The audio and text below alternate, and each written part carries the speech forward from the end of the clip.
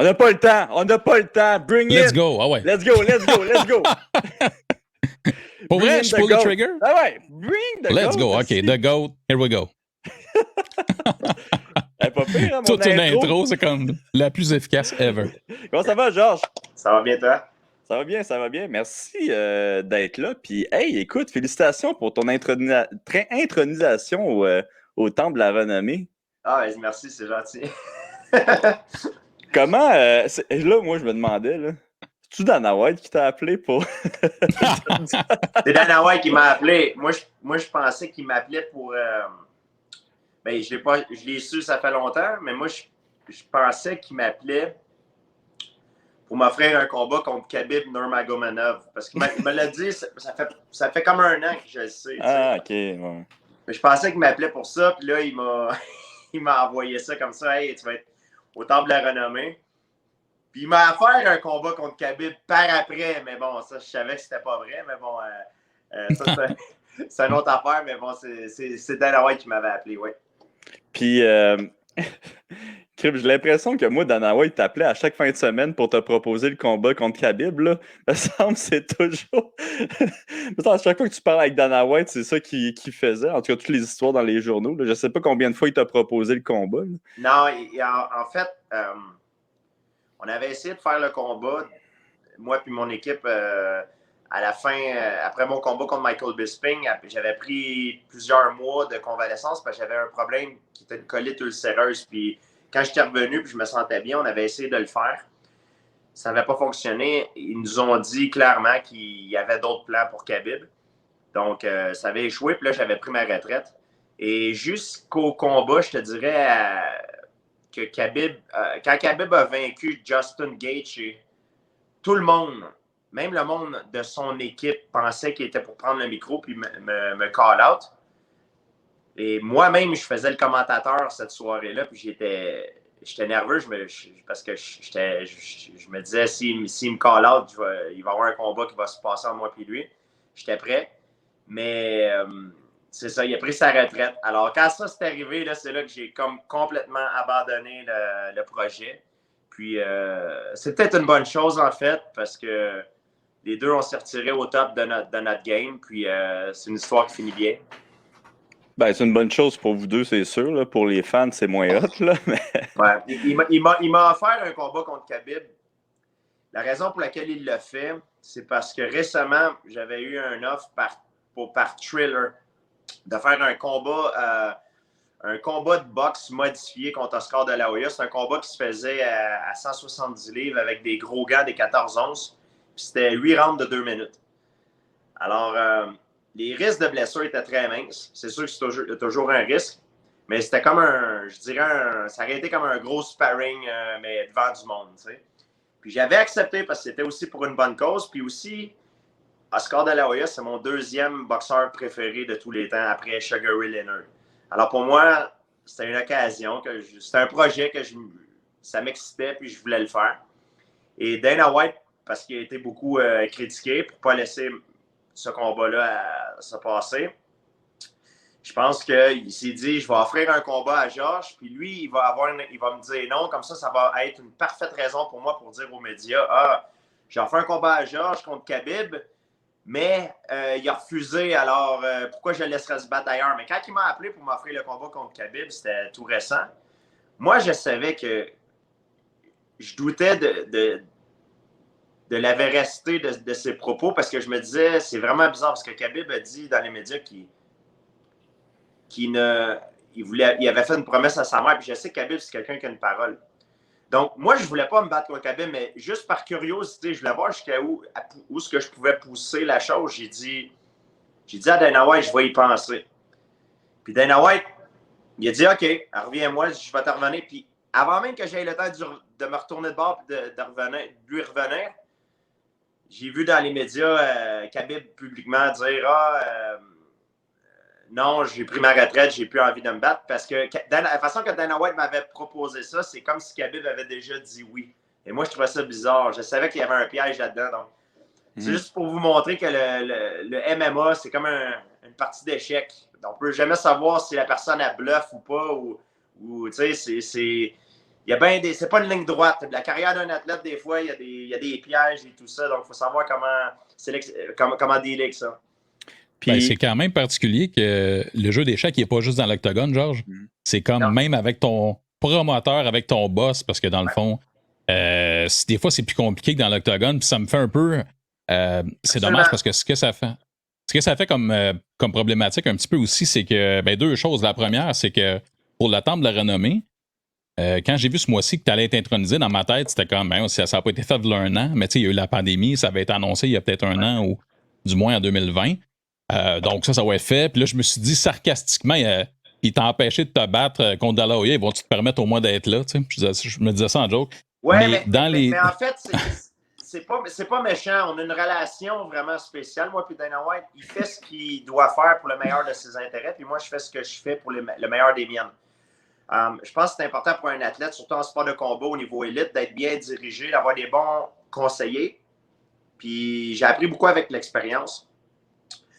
Juste pour donner un exemple, il y a un temps que je n'étais pas très bien payé. Je n'étais pas payé à la valeur de ce que je valais. Puis il est arrivé un temps qu'il a fallu que je fasse une décision dans ma carrière parce qu'il me restait un seul combat à mon contrat. Parce que là, normalement, l'UFC, pour ceux qui ne comprennent pas comment ça fonctionne, c'est qu'ils vont signer un athlète souvent pour plusieurs combats. Ça peut être 3 combats, ça peut être 5 combats. Donc, quand tu 5 pour 5 combats, normalement, puis tu as du succès, c'est comme un stock à la bourse. Ton stock, il vaut très cher parce que tu as beaucoup de victoires. Mais quand il te reste un seul combat, si tu finis ton combat, tu es agent libre. Fait que là, les autres organisations, ils vont vouloir bêter pour pouvoir t'amener se battre pour eux. Alors, le UFC ne veut pas ça. Donc, moi, je me souviens que dans ma carrière, je pense que c'était après mon combat contre Thiago Alves ou John Fitch, un des deux. Il me restait un combat à ma carrière, un combat à mon contrat, puis l'UFC avait fait un offre. Puis l'offre était bonne, mais on savait que c'était pas. On pouvait avoir plus, on méritait plus. On ne savait pas si on pouvait avoir plus, mais je savais qu'on méritait plus. Je voulais pousser un peu plus haut que les autres avaient fait auparavant. Et on avait eu le courage de refuser l'offre. Et on ne savait pas, là, c'était la veille du combat, ça. Puis on ne savait pas, c'est toujours risqué parce que si tu perds ton stock, il peut dropper aussi. Donc, on avait refusé l'offre, mais c'était une offre quand même qui était bien. On savait qu'on valait plus. Puis, on avait joué le jeu, on avait joué le bluff. Puis, jusqu'à la journée même du combat, je me souviens, c'est Lorenzo Fertitta qui nous a envoyé le contrat, un nouveau contrat pour renégocier un nouveau contrat de, je pense que c'était 3 ou 5 combats, qui était beaucoup plus haut, puis c'était vraiment la valeur qu'on voulait. Donc, tu sais, des fois, faire un bluff, là, ça vaut la peine. Des fois, il faut que tu tiennes ton bout. Il faut que tu aies le courage de le faire et de te tenir debout devant ces gens-là, tu sais. C'est sûr que c'est un gros risque, mais des fois, le risque en vaut la chandelle. Mais c'est débile mental, ça, qui t'a envoyé ça la journée même du combat. C'est ça que je me disais. La journée même ou la journée avant le combat. En tout cas, je pense que c'était la journée même ou la journée avant le combat. C'était un truc de fou, là. C'était direct avant le combat. Puis je me souviens, c'est quand j'avais fait mon premier million. J'ai capoté, j'étais super content. Tu viens d'apprendre que tu deviens millionnaire tu deviens millionnaire, je veux dire millionnaire, avoir des bourses de millionnaire la journée avant ton combat ou la journée même du combat. Donc, ça te donne un peu une émotion assez bizarre, assez particulière. Puis les autres, t'avais-tu demandé de signer ce contrat-là avant ton combat? Oui, bien sûr. Parce que j'étais à la fin de mon combat. Ça stipulait dans mon contrat qu'il me restait un combat. Fait que il ne voulait pas que je tombe agent libre. Parce que si je me battais, là, je tombais agent libre. Là, ça permettait aux autres organisations comme Bellator, les autres organisations de bider sur moi. Puis là si ça arrive, ben, je vais aller me battre pour où est-ce que j'ai le plus d'argent. Donc, je connais, moi, des combattants qu'eux autres, quand ils ont fini leur contrat, les autres organisations, ils ont bidé et sont allés ailleurs. Ils ont fait beaucoup, beaucoup plus d'argent. Peut-être des fois, ça va jusqu'à 3 à 4 fois plus d'argent ailleurs que s'ils se battaient pour le UFC. L'UFC, oui, c'est l'organisation la plus prestigieuse, mais c'est pas toujours celle qui paye le mieux. Hey, je me trompe-tu, Georges, ou non seulement tu le prends pas personnel, les négociations, mais j'ai l'impression que tu as du fun avec les négociations? Ah non, j'ai pas de fun, mais J'ai été chanceux d'avoir des gens qui m'ont aidé à créer des opportunités, puis d'avoir des gens qui ont été très honnêtes avec moi, puis qui ont été très compétents pour me guider à faire les bonnes décisions. J'avais une bonne étoile, comme on dit. J'étais vraiment chanceux. Puis pour venir au combat de la Hoya, est-ce que c'était proche d'arriver ce combat-là? Est-ce que tout était entamé? Est-ce que vous aviez une date? Est-ce que vous aviez. On avait tout de planifié, tout. Il manquait juste Dana White. Mais Dana White, il n'aime pas de la Hoya. Les bourses étaient réglées, le contrat était prêt à signer, tout.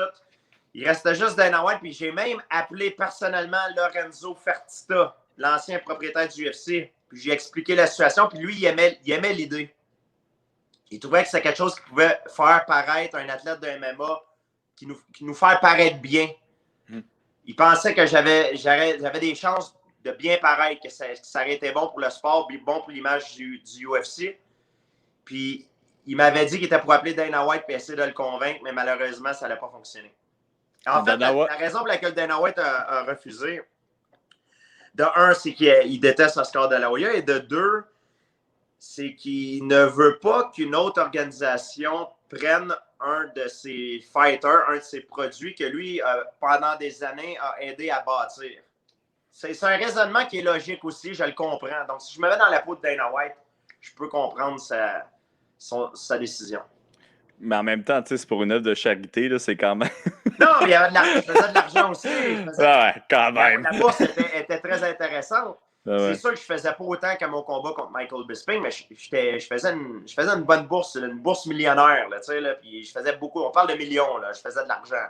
C'est juste que, puis il y avait de l'argent, il y avait beaucoup d'argent qui était versé une œuvre de charité, c'était moi qui avais demandé ça personnellement à Oscar puis à M. Khan, parce que je voulais qu'on prouve qu'on se prend pas trop au sérieux, puis qu'on ne se bat plus pour être champion, on se bat pour divertir les gens, puis on se bat. Le but de se battre, c'est pour un challenge personnel, puis aussi divertir le monde, parce qu'on vit dans une industrie de divertissement. Moi, ma carrière, pour prouver que je suis l'homme le plus fort au monde, c'est terminé. Donc là, je me bats pour le divertissement, puis aussi, je voulais remettre de l'argent à une œuvre de charité. C'est pour ça que j'avais demandé ça. Ben, jusqu'à quel point c'était frustrant, dans le fond, Georges, parce que les raisons que tu as mentionnées pour lesquelles il refusait ce combat-là, oui. Ça aurait pu des raisons qu'il aurait refusé McGregor contre Mayweather, mais ça a eu lieu. McGregor contre Mayweather, ça, c'est une autre affaire que le monde ne comprenne pas. C'est qu'ils pensent que Mayweather a fait... La rumeur est que Mayweather a fait 100 millions de dollars, ce qui est complètement faux. C'est pas vrai. Je le sais de source sûre. Ce qui est arrivé, c'est que Mayweather... Il y avait le UFC qui négociait avec Mayweather Production pour lui. Donc, c'était pas McGregor qui négociait avec Mayweather directement. C'était le UFC qui négociait avec Mayweather puis qui payait par la suite McGregor. Fait que c'est l'UFC qui était le gagnant dans tout ça encore. Mm-hmm. La même situation ne pouvait pas nécessairement arriver dans mon cas parce que Oscar De La Hoya et Dana White, ils se détestent. Donc, ils ne pouvaient pas négocier ensemble. Il n'y avait pas de possibilité que ça arrive. Vous comprenez ce que je veux dire? La raison pour laquelle c'est arrivé, c'est que des fois même, tu n'as pas besoin d'aimer la personne, mais c'est quand avec qui tu fais du business. Mais Conor McGregor, c'est un autre niveau. Là. On parle de... Il fait beaucoup plus d'argent que tous les autres combattants en MMA. Donc, le UFC, Dana White a été intelligent, a sauté sur l'occasion de se faire de l'argent. C'est pour ça qu'il l'a fait. Mais c'était pas... ça a profité au UFC aussi en tant qu'argent, en tant que au point de vue de l'argent, parce que c'est eux qui négociaient avec Mayweather et ils donnaient un pourcentage à McGregor. Puis juste pour le fun, là, quand tu fais un combat comme ça, disons, avec De La Hoya, là, vous aviez quasiment tout signé, j'imagine que vous vous êtes parlé. Là. Est-ce que vous vous dites, écoute, on va y aller tranquille, puis on va essayer d'entertainer ou genre, on va essayer de te knocker. S'il y a quelqu'un qui se knock, c'est correct ou. Non, quand j'étais sur la ligne avec lui, j'ai dit la vérité. J'ai dit, je t'admire beaucoup. Tu sais, t'es mon deuxième boxeur préféré. J'ai fait des compliments. J'ai dit que je me souviens quand tu t'es battu contre Tito Trinidad, je pensais que c'était toi qui méritais la décision. Puis il m'a dit, il m'a fait une couple de compliments, puis ça a été comme ça, mais si on aurait boxé ensemble, ça aurait été à 100%, là, on n'aurait pas été là. On aurait donné un vrai show aux fans. Les fans, ils payent pour avoir un vrai show, on leur aurait donné un vrai show. Puis que le meilleur gagne. C'est juste que, comme je disais plus tôt, les gants, c'était des 14-11, ils étaient beaucoup plus gros. C'est des 8 rounds de 2 minutes. Donc, les chances de blessure sont moins hautes qu'un vrai combat de boxe avec des petits gants. Mais par contre, c'est quand même dangereux. Il peut avoir un KO pareil. Là. C'est Oscar de la Hoya. Là. Même s'il a 48 ans, c'est quand même Oscar de la Hoya.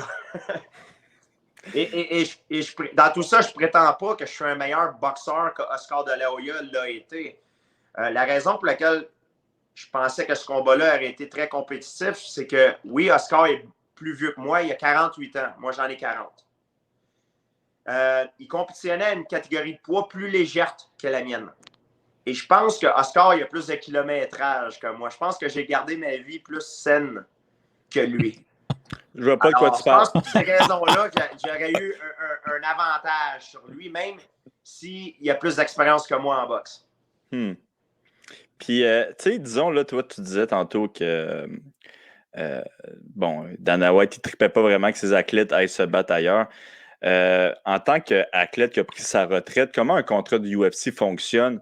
As-tu le droit de faire des combats de Jiu-Jitsu? As-tu le droit d'aller en WWE? C'est quoi que tu as le droit de faire? Qu'est-ce que tu n'as pas le droit de faire? Ça dépend de chaque athlète. Je ne peux pas dire comment tous les contrats de chaque athlète fonctionnent. Moi, personnellement, c'était, je pense que c'est 4 ou 5 ans après ma retraite. Je suis encore lié avec le UFC. Fait que techniquement, je pense que l'année prochaine, je suis libre. Alors, je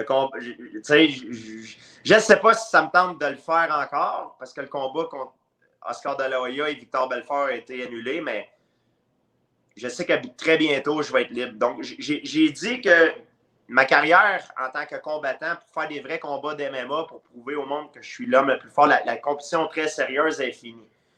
Je ne dis pas que je ne ferai jamais, par exemple, un super fight en grappling, en lutte, en karaté ou en boxe ou quelque chose comme ça. Quelque chose qui a peut-être qui a moins de risque de se faire blesser, que les règlements sont modifiés, puis que ça peut divertir les fans. Puis probablement, du coup, en même temps, donner de l'argent pour une œuvre de charité, ça, je suis toujours ouvert à ça. Puis, tu penses-tu que tu fais encore ça parce que, bon, disons, toi, tu as toujours dit dans ta carrière que tu aimais beaucoup le combat, mais ça te stressait beaucoup aussi de te battre parce qu'il y avait beaucoup de pression. Mais là, sans plus, tu enlèves la pression, mais tu peux continuer à te battre. Penses-tu que tu aurais plus de plaisir à la continuer de cette façon-là? C'est sûr que ça serait beaucoup moins stressant que de faire une compétition comme ça, une compétition de grappling ou une compétition d'un match de boxe avec des gros gants, que de faire un combat de MMA quand tu te bats pour le titre mondial. Les risques de blessure sont beaucoup moins élevés, mais par contre, il y a toujours un risque. On dit on joue au basketball, on joue au hockey, mais on ne joue pas à se battre. Et c'est certain que si je décide d'embarquer dans n'importe quelle sorte de compétition, ben, je vais m'entraîner, je vais me préparer du mieux que je peux. Je ne vais pas aller là comme un imbécile parce que pour moi, je suis quelqu'un de très fier et mon image, c'est très important. Donc, vous pouvez être certain que si je m'engage à faire un combat ou quelque chose comme ça, je vais être en forme, je vais me préparer du mieux que je peux, puis d'une façon, je vais m'entraîner très fort, mais je vais m'entraîner très intelligemment aussi du mieux que je peux. Fait que toi, tu as pris ta retraite depuis 4 ans, tu disais tantôt. As-tu réussi à trouver quelque chose qui te motive autant que le combat dans ta vie? Absolument. Maintenant, je prends des cours de jeu. Et j'ai été chanceux. Dès que j'ai pris ma retraite, j'ai été approché par Disney pour reprendre mon rôle de Batroc, de Leaper, dans une série qui est en ce moment sur Disney+, le Falcon and the Winter Soldier, le Faucon et le Soldat d'hiver de l'univers Marvel. Et le timing était juste parfait. Puis ça fait 4 ans que je prends des cours de jeu, des cours de théâtre, des cours pour la caméra, des cours d'anglais aussi, pour améliorer mon jeu. Parce que c'est vraiment pour moi un après-carrière. Puis là, j'ai beaucoup de projets qui sont en train d'arriver. Malheureusement, le COVID a retardé beaucoup de choses.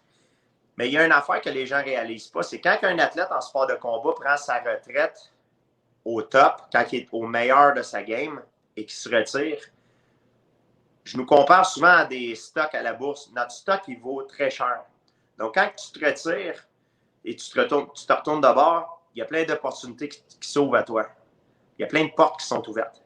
Malheureusement, l'erreur que la plupart des athlètes font, ils se retirent quand ils sont sur la pente descendante. Pour certains, ils se font carrément mettre dehors de l'organisation. Pour d'autres, ils sont sur une séquence de défaites. Alors, qu'est-ce qui arrive dans ce temps-là, c'est que quand tu te retires, tu n'as pas les opportunités qui s'offrent à toi parce que ton stock, il ne vaut pas très cher. Donc, il faut... Oui, c'est sûr, quand je prends ma retraite, je me dis dans ma tête, est-ce que je laisse de l'argent sur la table? Est-ce que je suis en train de marcher? Est-ce que je quitte la table en laissant beaucoup d'argent? Peut-être. Peut-être que oui, peut-être que non. Peut-être que le prochain combat que j'aurais pris, je me serais fait knocker. Je ne le sais pas. On ne le saura jamais. Mais une chose est sûre, c'est que j'ai pris ma retraite au top. Ma santé est au top. Puis quand je vais sortir du combat, ben, mon stock, il va valoir très cher.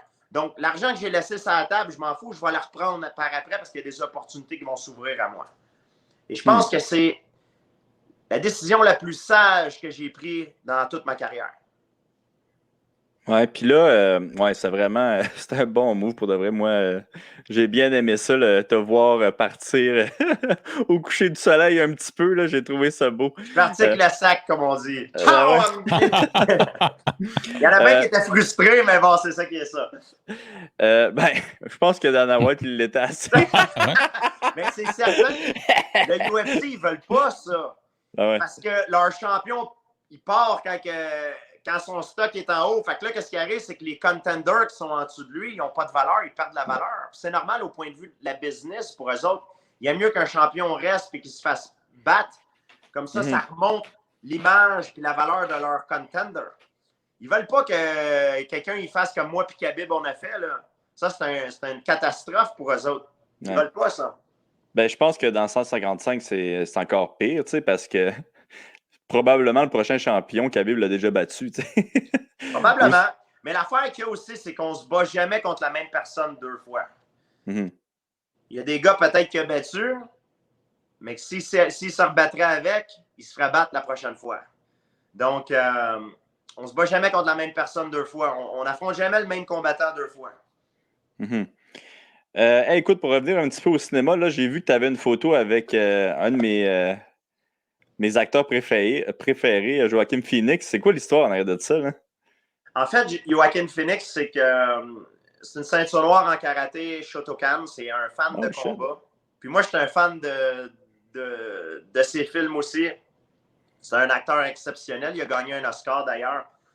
Et son assistante m'avait appelé. Il était à Montréal et puis il disait qu'il voulait peut-être me rencontrer. J'ai dit hey, pourquoi il ne passe pas au gym? On va faire un petit entraînement ensemble. Puis ça pourrait être le fun. Je vais lui montrer des techniques de combat. Puis lui, il pourrait me montrer des petits trucs en acting. Il pourrait peut-être me donner des petits conseils au niveau du jeu. Puis il a accepté. Puis on est allé au gym, on s'entraînait. On a eu beaucoup de plaisir. Il est vraiment très gentil.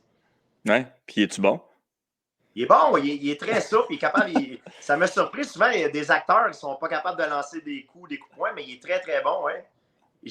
Pour un acteur, je ne le mettrais pas dans l'octogone pour se battre au UFC, c'est certain, mais c'est quelqu'un qui est clairement qui peut vraiment se défendre. S'il se fait attaquer dans la rue, je ne serais pas inquiète pour lui. Il peut battre la plupart du commun des mortels, ça, c'est certain. Très nice. Hey, présentement, là, tu disais tantôt, comment on parlait un petit peu, tu es acteur, tu fais aussi commentateur avec Pat Côté, puis JP. Puis je pense que tu deviens de plus en plus à l'aise à faire ça. J'ai plusieurs choses, là. Je ne sais pas comment décrire mon travail. Oui, je suis commentateur à RDS, mais je suis aussi...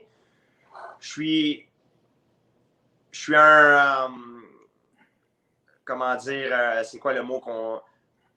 Je suis impliqué dans la production d'équipements de fitness pour l'entraînement et je suis en train de designer des équipements pour l'entraînement. Il y a quelque chose, on est sur un gros projet en ce moment là que ça va sortir bientôt. Il y a beaucoup de notre équipement qui sort en ce moment. Ça s'appelle Base Block. Puis, c'est des équipements qu'on utilise à la maison, surtout à cause du COVID. Les gens sont confinés à la maison. Mhm. Et ça, c'est des équipements, en fait, que vous pouvez acheter. Puis, ça fait le travail d'un gym. Donc, vous n'avez pas besoin d'aller au gym. Vous pouvez utiliser ces équipements-là chez vous. Puis, je suis conseillé, je suis en train de, avec le propriétaire de BaseBlock et ses ingénieurs, on est en train de faire un design d'un produit qui va sortir très bientôt avant Noël. Puis qui va contenir en un seul appareil, en fait, presque toutes les possibilités pour faire des exercices pour tout le corps. Donc, avec un seul appareil, tu vas être capable de faire le corps au complet au niveau des entraînements kinesthétiques, au niveau de la gymnastique et tout ça. Donc, c'est très intéressant. Je suis très excité pour ce projet-là. C'est quelque chose que j'ai travaillé très fort, puis j'ai gardé quand même secret pendant longtemps parce qu'on ne veut pas se faire voler notre idée, mais que ça sorte, là, ça va être vraiment exceptionnel, ça va être vraiment incroyable. Ça va révolutionner le monde on appelle ça en anglais le home fitness, de l'entraînement à la maison avec les équipements. C'est quelque chose qui est très léger, qui est très portable, qui se plie, qui se démange comme un casse-tête. Et puis, ça va être... j'ai bien hâte de présenter ça aux gens. Crise de belle plug, ça, tabarnak! Ouais. Tu vas-tu aller au Shark Tank avec ça? Ça, le Next Tank? On va voir, mais ça va être quelque chose de vraiment... Je suis très excité parce que c'est un peu comme, je dirais, c'est un peu comme mon bébé. C'est moi qui ai eu l'idée de faire ça. Puis ça fait longtemps que j'avais ça dans la tête. C'est juste que j'avais pas les ressources pour pouvoir le faire. Oh! Mon téléphone vient de sacrer le camp en bas. Je suis désolé. J'avais pas les ressources pour pouvoir le bâtir. Mais là, je suis très excité parce que c'est réel. J'ai une bonne équipe avec moi. Puis on est en train de le préparer. Là. Carlis, inventeur aussi. Ça revient comme, un comme inventeur. Ouais. Je pense qu'on n'invente rien dans le monde. Je pense pas qu'il y a personne qui n'a jamais rien inventé. Je pense qu'on a...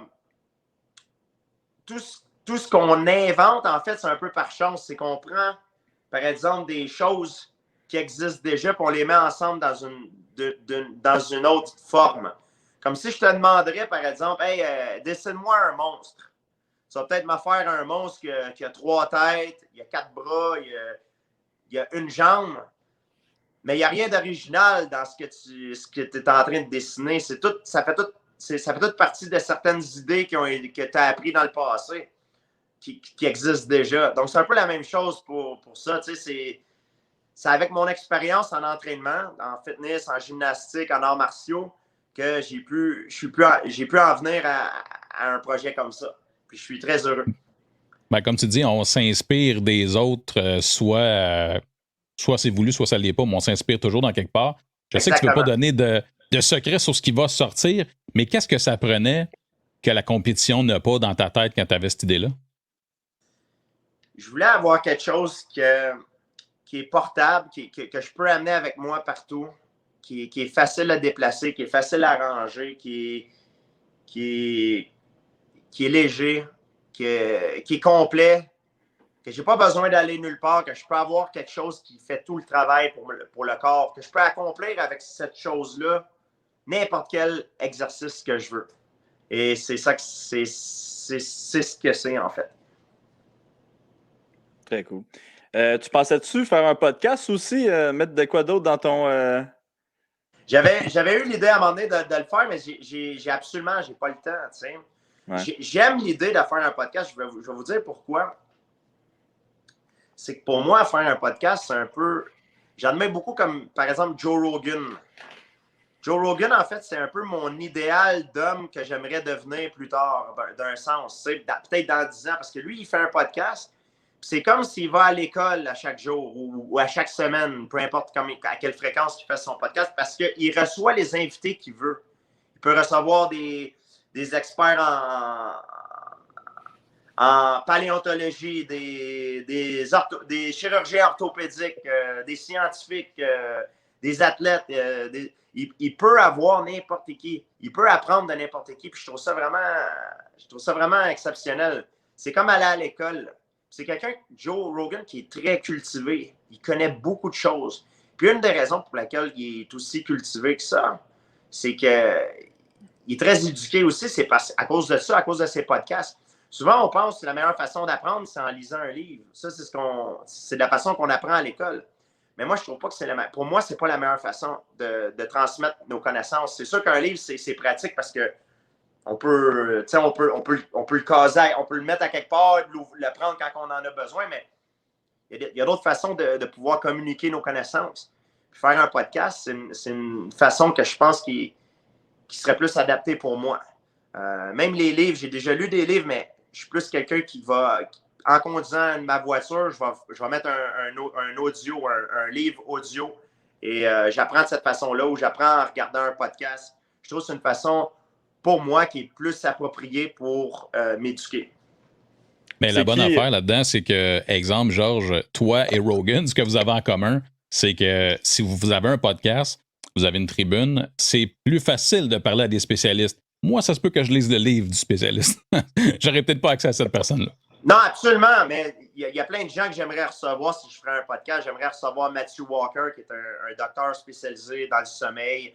J'ai plein d'idées dans la tête, mais c'est juste que je pense que c'est un petit peu trop tôt dans ma vie. J'ai d'autres projets, parce que si je fais quelque chose, j'aime ça m'y mettre à 100%. Puis là, à cause que je suis très occupé en ce moment, j'aurais pas le temps de me mettre à 100% dans un projet comme ça. Puis, écoute, prochaine question, c'est une question plus qui me faisait rire.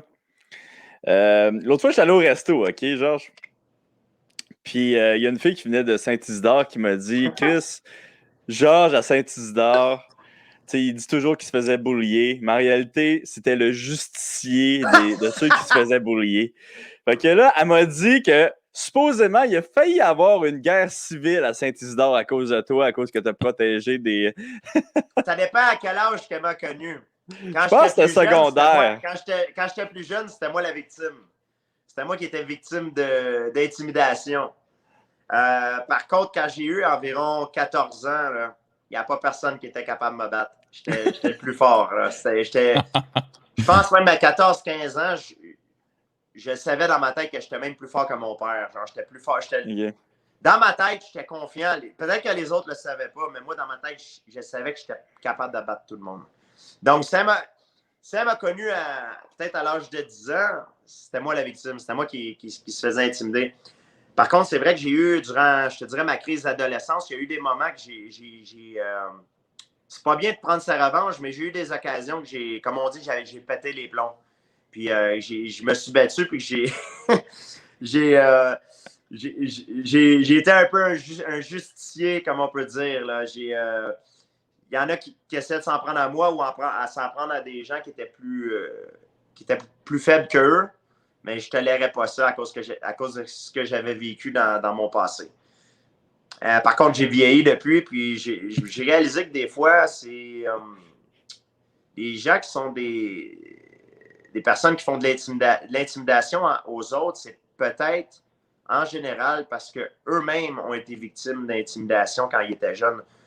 Ça peut être par d'autres personnes plus vieilles qu'eux, ou peut-être même par leurs propres parents, leur père. Peut-être qu'ils se faisaient battre par leur père ou leur mère. Donc, c'est la façon qu'ils ont appris à communiquer. Donc, c'est pour ça que j'ai beaucoup changé mon point de vue à ce sujet-là. Mais quand j'étais jeune, j'avais beaucoup de rage à l'intérieur. Puis cette rage-là, il fallait que ça sorte. Puis j'ai utilisé beaucoup les arts martiaux pour pouvoir faire sortir ça. Puis c'est pour ça que ça m'a sauvé la vie. Puis à ce moment-là, tu faisais-tu juste du karaté ou tu faisais du... Oui, je faisais du karaté quand j'avais... j'ai commencé le jiu-jitsu japonais quand j'avais 16 ans. J'ai rencontré Christophe Midou à peu près quand j'avais 16 ans. Quand j'avais 16 ans, 16-17 ans, j'ai commencé à m'entraîner pour le MMA. Et c'est là que ma vie, elle a changé. OK. Écoute, là, ça fait 35 minutes. As-tu le temps pour quelques questions rafales, rapides? Oui, allez-y, bien sûr. Yes. Toi, si tu as des questions MVP, écoute, on sait que tes questions sont meilleures que les miennes. Là, ah ouais, let's go. Let's go. Hey, le combat que tu as eu le plus peur. Ouais, ça a été mon premier combat contre Matt Hughes. J'étais effrayé. J'ai toujours eu peur à chaque combat. Le premier combat contre Matthews, c'est celui que j'avais eu le plus peur. Et j'ai perdu. Et le combat que j'ai eu le moins peur, c'est le combat contre Matt Serra, mon premier combat. Et j'ai perdu aussi. Donc, il y a un juste milieu à avoir. Tu ne veux pas avoir trop peur, donner trop de respect, mais tu ne veux pas être trop en confiance aussi. Il faut que tu aies peur, mais que tu sois dans le milieu. Donc, c'est la leçon que j'ai appris de ça.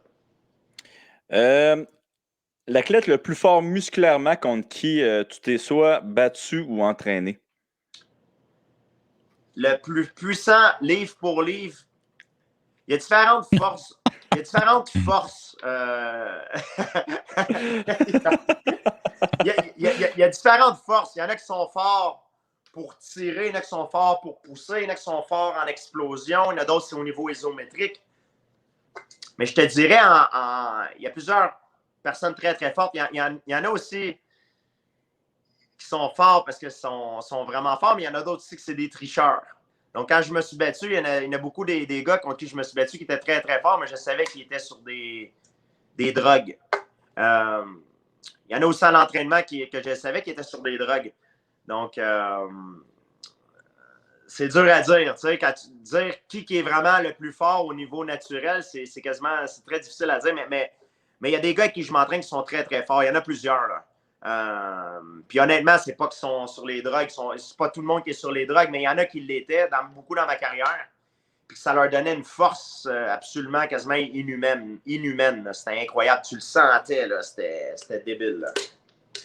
Moi, je vais dire Steve Claveau. Claveau est très, très fort. Il y a une grippe très, très forte. Tout dans la grippe. Toi tu es très fort aussi, Olivier. Tu es très, très fort au niveau pour squeezer quelqu'un, pour pousser. Mm-hmm. Au niveau de la cage. Jake Shield, il est très, très fort aussi. Lui, c'est au niveau de la prise. Quand il a ses mains autour de toi, là, il est très, très fort. Tu as aussi Rick Story. Rick Story est extrêmement fort. Ouais, ça, c'était louche. Ça, c'était louche. Pour mon camp d'entraînement, il faisait juste monter les escaliers avec son sac d'entraînement.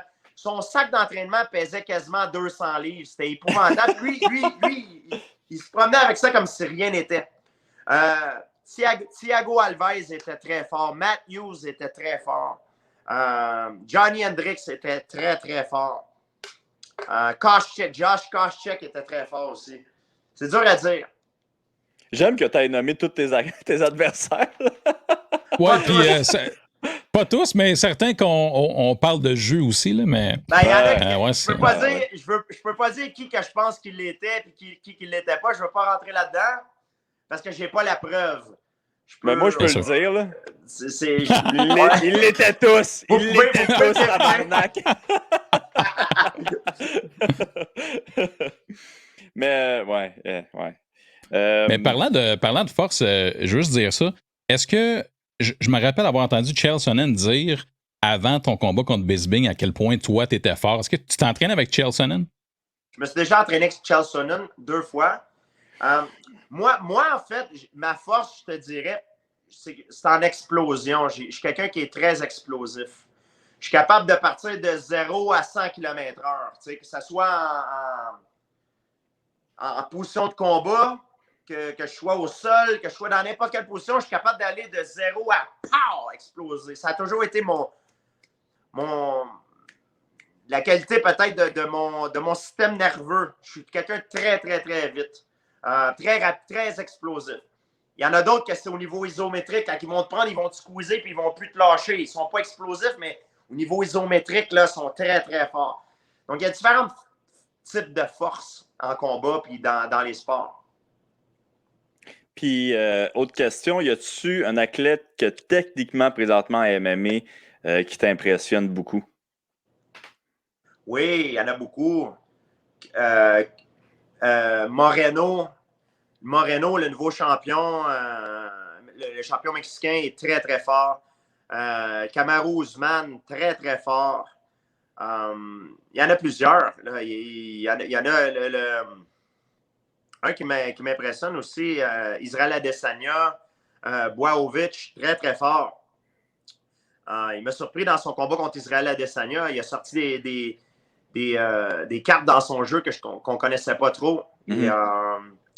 Là, il y a Francis Ngannou et Cyril Gane. Ça va être très intéressant de voir ce qui va se passer. Les deux sont très, très forts. C'est qui que tu penses qui va gagner ce match-up-là? Je ne sais pas. Je ne sais pas, puis je les connais les deux, donc je ne veux pas m'avancer à publiquement en choisir un. J'ai une opinion là-dessus, mais je ne veux pas m'avancer publiquement par respect pour un et l'autre à dire qui je pense qu'il va gagner. Autre question, Rafale. Le plus gros party animal dans le MMA? Il y en a que j'ai pas la preuve, mais que c'est des légendes. Des légendes pour faire la fête. Michael Bisping, à ce qui paraît, c'en est un solide. Ah ouais? Avez-vous fait la fête après votre combat? Il y en a des. Moi, j'étais un party animal, moi. Ouais, c'est ça. Moi, j'ai fait ma vie de party. Là. J'ai tout fait les folies que vous pouviez imaginer, là, ou presque. Là. La seule raison de moi et les autres, c'est que moi, quand je faisais le party, je prenais pas de photos. Je mettais pas ça public. Parce que je sais que quand je suis sous à 5 h du matin à Vegas sur le strip, il n'y a rien de bon qui va sortir si je mets ça public. Ça va être juste du négatif. Fait que j'essaie de garder ça au minimum. Mais je l'ai fait comme tout le monde. Puis tu le fais-tu plus de ce temps-ci après avoir pris ta retraite? J'aimerais bien ça, mais malheureusement, non, là, à cause des règles. Ici, je suis sorti l'autre fois avec un de mes amis, là. C'est pas le fun, c'est plus comme c'était. Il n'y a plus de plaisir, vraiment. Là. Malheureusement, à cause des lois, là, c'est plus comme c'était. Les bonnes années sont finies. Peut-être ça va repartir plus tard, mais pour le moment, c'est plus aussi le fun que c'était. Ouais. L'ambiance n'est pas pareille du tout, puis les règles font en sorte que, malheureusement, c'est pas pareil, non. Autre question, Rafale. Ça t'es-tu déjà arrivé que tu te battais et que tu voyais que tu commençais à perdre le dessus, là, que ça allait de moins en moins bien, mais que finalement, tu as réussi à reprendre le dessus? Ça peut se passer plus dans ta tête, là, tout ça? Là? Oui. Ça arrivait quelques fois. Contre BJ Penn, le premier combat, j'avais eu un premier round qui était terrible. Je voulais le battre sur la vitesse, puis le problème, c'est qu'il était plus rapide que moi. Il y avait un temps de réaction qui était incroyable. Je me souviens, je lançais un jab qui était rendu derrière moi. Il était tellement rapide. Je lançais un jab, je recevais un jab, puis il était rendu derrière moi. Je ne comprenais même pas ce qui se passait. Il était tellement vite, on dirait que c'était un personnage de l'univers Marvel, tellement qu'il était vite. Il était comme Flash Gordon.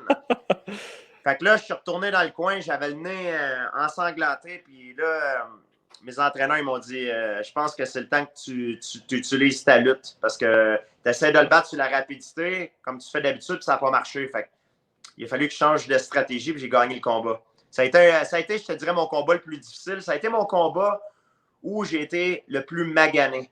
Il y a des fois que j'ai eu des combats que j'avais la tête maganée, mais c'était des dommages beaucoup superficiels parce que le lendemain, j'étais sur la plage en train de jouer au volleyball, puis je n'étais pas si magané que ça, autant que le monde pensait que je l'étais. Mais ce combat-là, je me souviens, contre BJ Penn puis contre Carlos Condit, c'est des combats qui m'ont pris du temps à m'en remettre. Ça m'a pris 2-3 jours à m'en remettre. OK. Hey, dernière question. Ça, c'est des questions de fans, là, by the way. La dernière, c'est peut-être la mienne, je ne sais pas. Ton match-up que tu voudrais voir entre deux dinosaures, si tu pouvais, là. Faut que ça soit un match-up qui est réel ou que je peux qu'il soit... Ben, je vais t'expliquer quelque chose à propos des dinosaures. On ne le réalise pas, mais nous, les humains, on est plus près du tyrannosaure en fait de temps que le tyrannosaure est près du stégosaure. Stégosaure, c'est l'animal avec qui avait des pics sur la queue puis qui avait les plaques en forme d'osange. Juste pour te montrer une idée à quel point le monde, souvent, il oublie comment longtemps ont vécu les dinosaures à comparer des hommes. Donc, si je pouvais, j'aimerais retourner dans le passé, voir les Tyrannosaurus Rex chasser le Triceratops. Ça aurait été ça mon rêve. Mais si j'aurais aimé ça voir un combat entre deux dinosaures, j'aurais choisi le tyrannosaure contre le giganotosaure. Ils venaient pas ils venaient pas du même endroit. Un venait de l'Amérique du Nord, l'autre de l'Amérique du Sud. Un vivait il y a 66 millions d'années, l'autre vivait il y a environ 95 millions d'années. Donc, ils n'auraient jamais pu se rencontrer, malheureusement, mais ça aurait été un face-à-face que j'aurais aimé voir. Ça aurait été le Horace Gracie contre GSP, c'est ça? Ah, ça aurait été incroyable. Je pense, par contre, le tyrannosaure, là, c'était vraiment un prédateur. Je pense que c'est l'ultime prédateur sur la Terre. Je pense pas qu'il y ait aucun autre prédateur qui était aussi fort que le tyrannosaure. C'est pas le plus gros carnivore de tous les temps, mais au niveau de l'armement, il y avait une mâchoire qui pouvait broyer les os. Là. On sait maintenant qu'au niveau du sens de l'odorat, c'était celui qui avait l'animal qui avait le sens de l'odorat le plus développé. Parce qu'ils ont fait des études là-dessus avec son crâne. Et on sait quelle partie du cerveau correspond à l'odorat, le sens olfactif. Et puis, ils sont venus à la conclusion comme quoi que le tyrannosaure pouvait chasser sans même voir, juste en suivant son odorat. Fait que c'est fort, là. Je pensais que ma question était simple, puis finalement... Là, tu m'as demandé quelque chose sur ma passion. Il fallait que un gars renseigné. Ben ouais. J'aime beaucoup ça. J'ai étudié ça pendant longtemps. J'ai pris des cours par correspondance aussi, puis je suis quelqu'un de très passionné par la paléontologie. C'est quelque chose qu'à chaque fois qu'il y a une découverte qui est faite, je reçois dans mes emails. Je suis à l'affût des dernières découvertes. C'est vraiment intéressant. Comme Olivier, tu m'as fait rire l'autre fois quand tu m'as envoyé le texte à propos du Triceratops parce que je l'avais lu. Olivier m'a écrit un texte l'autre soir. Il me disait hey, t'es pas game d'acheter le Triceratops. Ils ont trouvé des autres Triceratops. Je pense que le plus gros Triceratops. Puis je lui avais dit ouais, achète-le. Là. Il me dit t'es pas game d'acheter le Triceratops.